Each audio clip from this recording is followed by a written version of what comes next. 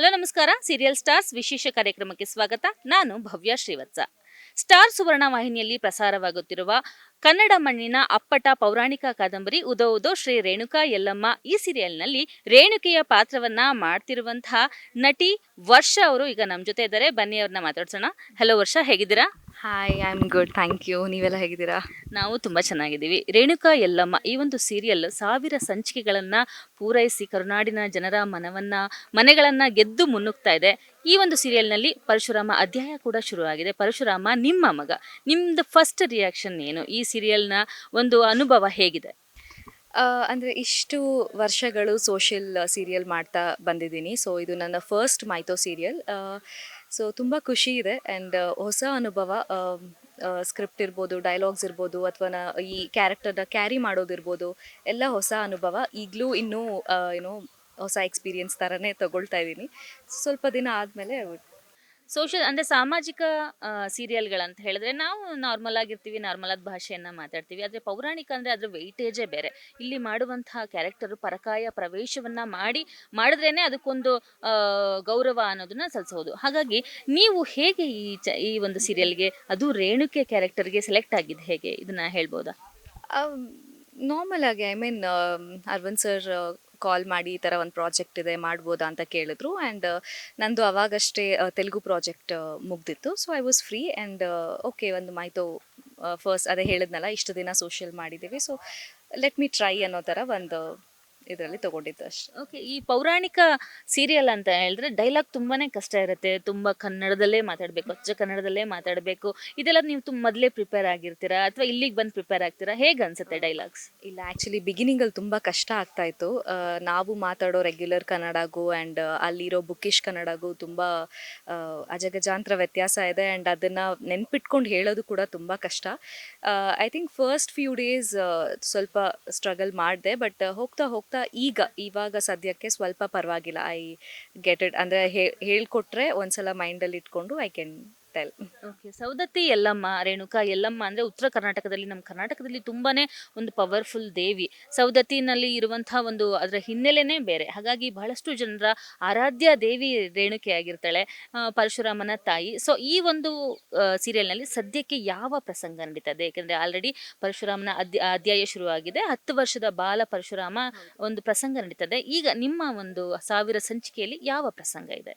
I think ಇವಾಗ ಹೋಗ್ತಾ ಇರೋದು ನೀವು ಹೇಳ್ದಂಗೆ 10 ವರ್ಷದ ಹುಡುಗ. ಆ್ಯಂಡ್ ಅವನು ಎಲ್ಲರನ್ನ ಇವಾಗ ನಮ್ಮ ಶತ್ರುಗಳು ಯಾರು, ನಮ್ಮ ಸ್ವಂತದವರು ಯಾರು ಅಂತ ಅವ್ನು ತಿಳ್ಕೊಳ್ಳೋದ್ರಲ್ಲಿ ಒಂದು ಅಧ್ಯಾಯ ನಡೀತಾ ಇದೆ ಈಗ ಸದ್ಯಕ್ಕೆ. ಓಕೆ. ಸೌದತ್ತಿ ರೇಣುಕಾ ಯಲ್ಲಮ್ಮ ಬಗ್ಗೆ ನೀವು ಈ ಸೀರಿಯಲ್ಗಿಂತ ಮುಂಚೆ ತಿಳ್ಕೊಂಡಿದ್ರ ಏನು? ಸೌದತ್ತಿ ಯಲ್ಲಮ್ಮನ ಕ್ಯಾರೆಕ್ಟರ್ ಅಂದರೆ ಹೇಗೆ? ಯಾಕೆಂದರೆ ತುಂಬ ಪ್ರಿಪ್ರೇಷನ್ ಬೇಕಾಗುತ್ತೆ. ಯಾವುದೇ ಒಂದು ದೇವರ ಕ್ಯಾರೆಕ್ಟರ್ ಅಂದರೆ ತಟ್ ಅಂತ ಮಾಡಿಬಿಡ್ಲಿಕ್ಕೆ ಆಗೋದಿಲ್ಲ. ಹಾಗಾಗಿ ಯಾವ ಥರ ಪ್ರಿಪೇರ್ ಆಗಿದ್ರಿ ನೀವು? ಇಲ್ಲ, ಐ ಥಿಂಕ್ ಪ್ರಾಜೆಕ್ಟ್ಗಂತ ನಾನೇನು ಪ್ರಿಪೇರ್ ಆಗಿಲ್ಲ. ಬಿಕಾಸ್ ಇವತ್ತು ನನಗೆ ಕಾಲ್ ಬಂತು ಅಂದರೆ ವಿದಿನ್ 2 days ಲುಕ್ ಟೆಸ್ಟ್ ಕೊಟ್ಟು the next day it self shooting ಶುರು ಆಗೋಯ್ತು. ಸೊ ಇದಕ್ಕಂತ ನಾನೇನು ಪ್ರಿಪೇರ್ ಮಾಡಿಲ್ಲ. ಬಟ್ ಯಲ್ಲಮ್ಮ ದೇವರು, ಯಲ್ಲಮ್ಮ ತಾಯಿ ಬಗ್ಗೆ ನಾನು ತಿಳ್ಕೊಂಡಿರೋದು ಹೈದ್ರಾಬಾದಲ್ಲಿದ್ದಾಗ ಒಂದು ಫೇಮಸ್ ಟೆಂಪಲ್ ಇದೆ, ಯಲ್ಲಮ್ಮ ಸ್ವಾಮಿದು ಟೆಂಪಲ್ ಇದೆ. ಸೊ ಅಲ್ಲಿನ ಒಂದು ಮಹತ್ವ, ಅಲ್ಲಿನ ಒಂದು ಶಕ್ತಿನ ನಾನು ತುಂಬ ನಂಬ್ತೀನಿ, ಯಲ್ಲಮ್ಮ ದೇವ್ರದ್ದು. ಸೊ ಅಲ್ಲಿ ಬೋನಾಲು ಅಂತ ಮಾಡ್ತಾರೆ. ಸೊ ಅದರಲ್ಲಿ ಎಲ್ಲದರಲ್ಲೂ ನಾನು ತುಂಬ ಪಾರ್ಟಿಸಿಪೇಟ್ ಮಾಡ್ತಾ ಇದ್ದೆ. ಅಂದರೆ ನನ್ನ ಫ್ರೆಂಡ್ಸ್ ಇದ್ದಾರೆ ಅಲ್ಲಿ. ಸೊ ಅವರು ಮನೆತನದಿಂದ ತೊಗೊಂಡು ಹೋಗೋ ಬೋನಾಲು, ಅವ್ರದ್ದು ರಿಚುವಲ್ಸ್ ಏನೇನು ಇದೆ ಫಾಲೋ ಮಾಡ್ತಾರೆ. ಅದರಲ್ಲಿ ಎಲ್ಲನೂ ನಾನು ಅವ್ರ ಕಡೆಯಿಂದ ನನಗೆ ಯಲ್ಲಮ್ಮ ದೇವರು ಏನು, ಅವರ ಶಕ್ತಿ ಏನು ಅಂತ ನಾನು ತಿಳ್ಕೊಂಡಿದ್ದೆ. So I was always a devotee Yellamma ದೇವ್ರಿಗೆ. ಆ್ಯಂಡ್ ಈ ಪ್ರಾಜೆಕ್ಟ್ ಬಂದಾಗ ಅದೇ ಅಂದ್ಕೊಂಡೆ, ಓಕೆ, ಯಲ್ಲಮ್ಮ ದೇವ್ರದ್ದು ಸರಿ ಮಾಡೋಣ. ಅದು ಕೂಡ ಒನ್ ಆಫ್ ದ ರೀಸನ್ ಆಗಿತ್ತು. ಈ ಸೀರಿಯಲ್ ಅನ್ನ ಹೊರತುಪಡಿಸಿದ್ರೆ ಸದ್ಯಕ್ಕೆ ಇನ್ಯಾವ್ದಾದ್ರು ಬೇರೆ ಸೀರಿಯಲ್ ಮಾಡ್ತಾ ಇದ್ದೀರಾ ಅಥವಾ ಯಾವ ತರ ಬೇರೆ ಕಡೆ ಸಿನಿಮಾ ಯಾವ್ದಾದ್ರು ಮಾಡ್ತಾ ಇದ್ದೀರಾ? ಇಲ್ಲ, ನನ್ನ ಒಂದು ಅಂದರೆ ಬೇರೆ ಆರ್ಟಿಸ್ಟ್ಗಳ ಪ್ರಕಾರ ನನಗೆ ಗೊತ್ತಿಲ್ಲ. ಬಟ್ ನನ್ನ ಪ್ರಕಾರ ನಾನು ನಾನು ಒಂದೇ ಪ್ರಾಜೆಕ್ಟ್ ಮಾಡೋಕ್ಕಾಗೋದು ಕೂಡ. ಯಾಕಂದರೆ ನನ್ನ 100% ನಾನು ಒಂದೇ ಪ್ರಾಜೆಕ್ಟ್ಗೆ ಕೊಡಬೇಕು ಅಂತ ಅಂದ್ಕೊಳ್ತೀನಿ. ಆ್ಯಂಡ್ ಆಲ್ಸೋ ಇರೋ ತಿಂಗಳಲ್ಲಿರೋ ಅಷ್ಟು ದಿನವೂ ನಾನು ಶೂಟಲ್ಲಿ ಇರೋದಕ್ಕಾಗಲ್ಲ. I have to give time to my family and ನನಗೆ ನಾನು ಟೈಮ್ ಕೊಟ್ಕೋಬೇಕು ಅನ್ನೋ ಒಂದು ಕಾರಣಕ್ಕೆ. ಆ್ಯಂಡ್ ಆಲ್ಸೋ ಪ್ರಾಜೆಕ್ಟಲ್ಲಿ ಕ್ಯಾರೆಕ್ಟರ್ನ ಎಲ್ಲ ಕಡೆ ಒಂದು ಡಿಫ್ರೆಂಟ್ ಕ್ಯಾರೆಕ್ಟರ್ಸ್ನ ಕ್ಯಾರಿ ಮಾಡೋದು ನನಗೆ ಇಷ್ಟ ಆಗಲ್ಲ. ಅದರಿಂದ ಎಲ್ಲನೂ ಯೋಚನೆ ಮಾಡಿ ಒಂದು ಸಲಕ್ಕೆ ಒಂದೇ ಪ್ರಾಜೆಕ್ಟ್ ವರ್ಕ್ ಮಾಡ್ತೀನಿ. ಸಾವಿರ ಸಂಚಿಕೆಗಳನ್ನ ಈ ಧಾರಾವಾಹಿ ಪೂರೈಸಿದೆ ಅಂದ್ರೆ ಕರುನಾಡಿನ ಜನರ ಮನಗಳನ್ನ ಗೆದ್ದಿದೆ. ನೀವು ಕೂಡ ಬಹಳ ಮುದ್ದು ಮುದ್ದಾಗಿ ಕಾಣಿಸ್ಕೊಳ್ತೀರಾ, ತುಂಬಾ ಮುದ್ದು ಮುದ್ದಾದ ನಟಿ ವರ್ಷ ಅಂತ ಹೇಳ್ತಾರೆ. ನಿಮ್ಮನ್ನ ನೋಡುವಂತಹ ಅಭಿಮಾನಿಗಳಿಗೆ ಈ ಸೀರಿಯಲ್ ಬಿಟ್ರೆ ವರ್ಷ ಅವರು ಎಲ್ಲಿಯವರು, ಅವರ ಹಿನ್ನೆಲೆ ಏನು ಅಂತ ತಿಳ್ಕೊಳ್ಳೋ ಕುತೂಹಲ ಇರುತ್ತೆ. ಹಾಗಾಗಿ ನೀವು ಓದಿದ್ದೆಲ್ಲಿ, ಬೆಳೆದಿದ್ದೆಲ್ಲಿ, ನಿಮ್ದು ಮೂಲತಃ ಯಾವ ಊರು ಅಂತ?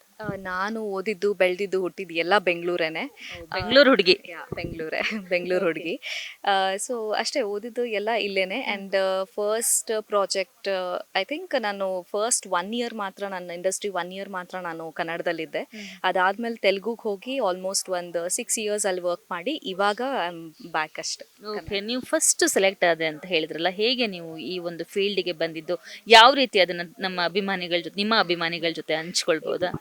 It's the same. ಅಂದರೆ ಆಡಿಷನ್ಸ್ ಈ ಥರ ನಡೆಯುತ್ತೆ ಅಂತ. ಅಂದರೆ ಇದೊಂದು ನನ್ನ ಅಂದರೆ ತುಂಬ ಒಂದು ನಿಜ ಹೇಳಬೇಕು ಅಂದರೆ ನಾನು ಬರಲೇಬೇಕು, ಈ ಫೀಲ್ಡ್ ನಾನು ಬರಲೇಬೇಕು ಅನ್ನೋ ಅಷ್ಟೊಂದು ಕ್ರೇವಿಂಗ್ಸ್ ಅನ್ನೋ ಥರ ಏನೂ ಇರಲಿಲ್ಲ, to be very honest. And struggle ಮಾಡಿದೆ ಆ ಥರ ಎಲ್ಲ ಏನೂ ಇಲ್ಲ. I have not struggled or anything. For God's grace ಒಂದೇ ಒಂದು ಆಡಿಷನ್ ಕೊಟ್ಟಿದ್ದು. ಬಿಗಿನಿಂಗಲ್ಲಿ ಈ ಥರ ಆಡಿಷನ್ ನಡೆಯುತ್ತೆ, ಆ್ಯಕ್ಚುಲಿ ಆಡಿಷನ್ ಕೊಡಬೇಕು ಅನ್ನೋದು ನನಗೆ ಐಡಿಯಾ ಇರಲಿಲ್ಲ ಇಂಡಸ್ಟ್ರಿಗೆ ಬರಬೇಕು ಅಂದರೆ. ಸೊ ಆವಾಗ ನಾನು ತಿಳ್ಕೊಂಡು through few of the contacts, friends ಅಲ್ಲೆಲ್ಲ ಅಲ್ಲಿ ಇಲ್ಲಿ ತಿಳ್ಕೊಂಡು ಫಸ್ಟ್ ನಾನು ಮಾಡಲಿಂಗ್ ಮಾಡ್ತಾ ಇದ್ದೆ. ಅದರಿಂದ people were like okay try ಮಾಡ್ಬೋದು ಅಂತ ಕೇಳಿದಾಗ ನಾನು, ಸೊ ಐ ಥಾಟ್ ಓಕೆ ಒಂದು ಟ್ರೈ ಕೊಡೋಣ ಅಂತ ಅಂದ್ಕೊಂಡು ಎಲ್ಲೋ ನಡೀತಾ ಇದ್ದಿದ್ದು ಒಂದು ಆಡಿಷನ್ಗೆ ನಾನು ಹೋಗಿದ್ದೆ. ಆ್ಯಂಡ್ ಆಡಿಷನ್ ಕೊಟ್ಟು ಮನೆಗೆ ಬಂದಿದ್ದೆ ವಿತ್ ನೋ ಹೋಪ್ಸ್, ಏನೂ ಇಲ್ಲ, ಅದು ಸೆಲೆಕ್ಟ್ ಆಗುತ್ತೋ ಇಲ್ವೋ ಅಂತಲೂ ಗೊತ್ತಿಲ್ಲ. I just wanted to have that experience ಹೇಗಿರುತ್ತೆ ಅಂತ ಕೊಟ್ಟು ಮನೆಗೆ ಬಂದಿದ್ದು ಅಷ್ಟೇ. I think within 10 or 15 days ಅವರೇ ಕಾಲ್ ಮಾಡಿ ದೇ ಟೋಲ್ಡ್ ಈ ಥರ ಒಂದು ಪ್ರಾಜೆಕ್ಟ್ ಇದೆ. ನನ್ನ ಫಸ್ಟ್ ಪ್ರಾಜೆಕ್ಟ್ ಮಾಡಿದ್ದು ಜಸ್ಟ್ ಆಸ್ ಅ ಕ್ಯಾರೆಕ್ಟರ್ ಒಂದು ಪ್ರಾಜೆಕ್ಟ್ ಮಾಡಿದ್ದು.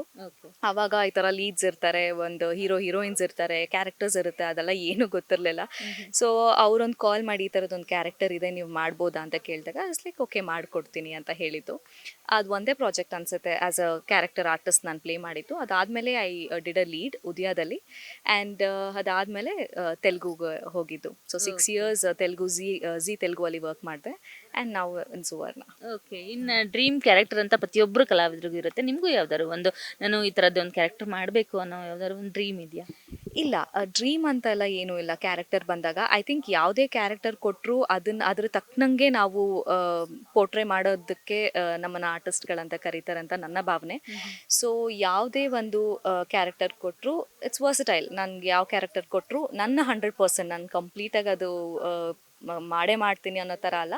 ನನ್ನ ಕೈಲಾದಷ್ಟು ನನ್ನ 100% ನಾನು ಕೊಡ್ತೀನಿ ಅಷ್ಟೇ. ಓಕೆ, ಇನ್ನು ಫ್ಯೂಚರ್ ಪ್ಲಾನ್ಸ್ ಏನಾದ್ರು ಇದೆಯಾ ಸಿನಿಮಾ, ಅಥವಾ ಅಲ್ಲಿಂದ ಏನಾದರೂ ನಿಮಗೆ ಕಾಲ್ ಬಂದಿದೆಯಾ ಸಿನಿಮಾದಿಂದ? ಯಾವ ಥರ ಅದೇನಾದ್ರು ಇದೆಯಾ? ಐ ಥಿಂಕ್ ಸಿನಿಮಾ ಅಂತ ತಗೊಂಡ್ರೆ ಹೊಸ ಟೀಮು ಆ ಥರ ಎಲ್ಲ ಒಂದು ತುಂಬ ಹಳೇದು, ಇವಾಗಂತ ಅಲ್ಲ. ಐ ಥಿಂಕ್ ಒಂದು 3-4 years ಬ್ಯಾಕ್ ಬಂದಿತ್ತು. ಬಟ್ ಆ್ಯಸ್ ಐ ಟೋಲ್ಡ್, ನನಗೆ ಒಂದು ಪ್ರಾಜೆಕ್ಟ್ ಮಾತ್ರ ಕಾನ್ಸಂಟ್ರೇಟ್ ಮಾಡೋದಕ್ಕೆ ಇಷ್ಟಪಡ್ತೀನಿ. ಸೊ ಆವಾಗ ತೆಲುಗುವಲ್ಲಿ ಟೈಅಪ್ ಆಗಿದ್ದರಿಂದ ನಾನು ಯಾವುದೂ ಒಪ್ಕೊಂಡಿಲ್ಲ. ಆ್ಯಂಡ್ ಇವಾಗ ಇದು ಮಾಡ್ತಾ ಇರೋದ್ರಿಂದ ಇನ್ ಕೇಸ್ ಬಂದ್ರೂ ನಾನು ಅದನ್ನು ಎಕ್ಸೆಪ್ಟ್ ಮಾಡೋದಕ್ಕೆ ಆಗಲ್ಲ. ಇದು ಮುಗ್ದಾದ್ಮೇಲೆ ಮೇ ಬಿ ಯಾವುದಾದ್ರೂ ಬಂದರೆ ಬಳಸಿ. ಓಕೆ, ರೇಣುಕೆ ಕ್ಯಾರೆಕ್ಟರ್ ಅಂದರೆ ತುಂಬ ಮೌನ, ತುಂಬ ಒಂದು ಗಾಂಭೀರ್ಯ, ಅದೇ ಥರ ನೀವು ಕೂಡ ಪ್ಲೇ ಮಾಡ್ತಾ ಇದ್ದೀರಾ. ಇದನ್ನು ಬಿಟ್ಟು ವರ್ಷ ಅಂದರೆ ಹೇಗೆ? ಬಬ್ಲಿನ, ತುಂಬ ಟಾಕೇಟಿವಾ, ಅಥವಾ ತುಂಬ ಜೋವಿಯಲ್ಲ, ಯಾವ ಥರ? ಅದನ್ನ ನೀವು ಅವ್ರ ಹತ್ರ ಕೇಳಬೇಕಿತ್ತು. ಮೇ ಬಿ ಅವ್ರ ಜೊತೆನೇ ಜಾಸ್ತಿ ಟೈಮ್ ಸ್ಪೆಂಡ್ ಮಾಡೋದು ಎಲ್ಲಮ್ಮ ಜೊತೆ. ಸೊ ಐ ಥಿಂಕ್ ಅವ್ರು ಹೇಳ್ತಾ ಇದ್ರೇನು, ಐ ಡೋಂಟ್ ನೋ. ಬಟ್ ಅವ್ರು ಹೇಳಿದ್ರು ನಂಗೆ ತುಂಬ ಅವ್ರು ಅಂದರೆ ತುಂಬ ಬಾಂಡಿಂಗು, ಹೆಂಗೆ ಹೊಂದ್ಕೊಂತಾರೋ ಗೊತ್ತಿರಲಿಲ್ಲ, ಬಟ್ ನಾವು ಇವಾಗಂತೂ ತುಂಬ ಕ್ಲೋಸ್ ಆಗಿದ್ದೀವಿ ಅಂತ ಹೇಳಿದರು. ಹೌದು, ಅಂದರೆ ಒಂದು ಕಂಫರ್ಟ್ ಝೋನ್ ಅಂತ ಇದೆ ಇಬ್ರಿಗೂ. ಐ ಥಿಂಕ್ ವರ್ಷ ಅಂತ ಬಂದರೆ ಯಾ ಟಾಕೆಟಿವ್ ಅಂತಂದರೆ ಈಗ ಮಾತಾಡ್ತೀನಿ. ಬಬ್ಲಿ ಅಂತ ಬಂದರೆ ಇಟ್ ಡಿಪೆಂಡ್ಸ್ ಆನ್ ಪೀಪಲ್, ನಾನು ಯಾರ ಜೊತೆ ಇದ್ದೀನಿ ಅನ್ನೋದ್ರ ಮೇಲೆ ನನ್ನ ಕ್ಯಾರೆಕ್ಟರ್ ಒಂದು ಇದಾಗುತ್ತೆ. ನಾನು ಕಂಪ್ಲೀಟಾಗಿ ಓಪನ್ ಆಗಿರೋದು ನನ್ನ ಫ್ಯಾಮಿಲಿ ಆ್ಯಂಡ್ ಫ್ರೆಂಡ್ಸ್ ಜೊತೆ ಮಾತ್ರ. ಸೊ ಹೊರಗಡೆ ಬಂದರೆ ಆಬ್ವಿಯಸ್ಲಿ ಅದ್ರ ತಕ್ಕನಂಗೆ, ಆ ಸಿಚುವೇಶನ್ ತಕ್ಕನಂಗೆ ಅಲ್ಲಿ ಬೀತಾರೆ ಅಷ್ಟೇ. ಅಂದರೆ ಈ ಸೀರಿಯಲಲ್ಲಿ ತುಂಬ ಕ್ಲೋಸ್ ನಿಮಗೆ ಎಲ್ಲಮ್ಮ ಅವರೇನಾ? ಹೌದು. ಓಕೆ ವರ್ಷ ಅವರೇ, ನೀವು ಒಂದು ಈ ಕ್ಯಾರೆಕ್ಟರ್ನ ಎಷ್ಟು ತಿಂಗಳಿಂದ ಪ್ಲೇ ಮಾಡ್ತಾ ಇದ್ದೀರಾ, ರೇಣುಕೆ ಕ್ಯಾರೆಕ್ಟರ್ನ? ಈಗ ಇದು 3rd month ಅಂತ ಅನ್ಸುತ್ತೆ, 3rd month ಅಷ್ಟೇ. ಓಕೆ, ಒಂದು 90 ದಿನಗಳ ಕಾಲದಿಂದನೂ ನೀವು ಒಂದು ಆ್ಯಕ್ಟಿಂಗ್ ಮಾಡ್ತಾ ಇದ್ದೀರಾ. 1000 ಸಂಚಿಕೆಗಳನ್ನ ಪೂರೈಸಿ ಮುನ್ನುಗ್ತಿರುವಂಥ ರೇಣುಕಾ ಎಲ್ಲಮ್ಮ ಇನ್ನೂ ಕೂಡ ಬಹಳಷ್ಟು ಸಂಚಿಕೆಗಳನ್ನ ಪೂರೈಸಲಿ, 2000 ಸಂಚಿಕೆಗಳನ್ನ ಪೂರೈಸಲಿ ಅಂತ ವಿಶ್ ಮಾಡ್ತೀವಿ. ಹಾಗೆ ಕೊನೆಯದಾಗಿ ನಿಮ್ಮ ಅಭಿಮಾನಿಗಳಿಗೆ, ಅಂದರೆ ನಿಮ್ಮ ಸೀರಿಯಲನ್ನು ನೋಡ್ತಿರುವಂಥ ಫ್ಯಾನ್ಸ್ಗಳಿಗೆ ನಮ್ಮ ಗ್ಯಾರಂಟಿ ನ್ಯೂಸ್ ಮೂಲಕ ಏನು ಹೇಳಲಿಕ್ಕೆ ಇಷ್ಟಪಡ್ತೀರಾ? ಇಷ್ಟು ದಿನ ಇಷ್ಟೊಂದು ಪ್ರೀತಿ ಕೊಟ್ಟು ನಮ್ಮನ್ನೆಲ್ಲ ಆರೈಸಿದ್ದೀರಾ. ಸೊ ಇನ್ನು ಮುಂದೆ ಕೂಡ ನಿಮ್ಮ ಪ್ರೀತಿ ಹೀಗೆ ಇರಲಿ ಅಂತ ಕೇಳ್ಕೊತೀನಿ ಅಷ್ಟೆ. ಓಕೆ, ಥ್ಯಾಂಕ್ ಯು ವರ್ಷ ಅವರೇ. ಇಷ್ಟೊತ್ತು ನಮ್ಮ ಗ್ಯಾರಂಟಿ ನ್ಯೂಸ್ ಜೊತೆ ನಿಮ್ಮ ರೇಣುಕೆಯ ಪಾತ್ರದ ಬಗ್ಗೆ, ಬಹಳ ಇಷ್ಟಪಡುವಂತಹ ಕ್ಯಾರೆಕ್ಟರ್ ಬಗ್ಗೆ ಎಲ್ಲವನ್ನ ನಮ್ಮ ವೀಕ್ಷಕರಿಗೆ ತಿಳಿಸ್ಕೊಟ್ಟಿದ್ದ. Thank you so much. Thank you so much. ನೋಡಿದ್ರಲ್ಲ ವೀಕ್ಷಕರೇ, ರೇಣುಕಾ ಯಲ್ಲಮ್ಮ ಸೀರಿಯಲ್ನಲ್ಲಿ ರೇಣುಕೆಯ ಪಾತ್ರವನ್ನ ಮಾಡ್ತಿರುವಂತಹ ನಟಿ ವರ್ಷ ಅವರು ನಮ್ಮ ಗ್ಯಾರಂಟಿ ನ್ಯೂಸ್ ಜೊತೆ ಅವರ ಅಭಿನಯ, ಅವರ ನಟನೆ, ಈ ಒಂದು ಸೀರಿಯಲ್ನಲ್ಲಿ ಹೇಗಿದೆ ಅವರ ಅನುಭವ ಎಲ್ಲವನ್ನು ಸಹ ಹಂಚಿಕೊಂಡ್ರು. ಇದಾಗಿತ್ತು ಈ ಹೊತ್ತಿನ ವಿಶೇಷ. ನೋಡ್ತಾ ಇರಿ ಗ್ಯಾರಂಟಿ ನ್ಯೂಸ್, ಸುದ್ದಿ ಖಚಿತ, ನ್ಯಾಯ ನಿಶ್ಚಿತ. ಗ್ಯಾರಂಟಿ ನ್ಯೂಸ್, ಸುದ್ದಿ ಖಚಿತ, ನ್ಯಾಯ ನಿಶ್ಚಿತ.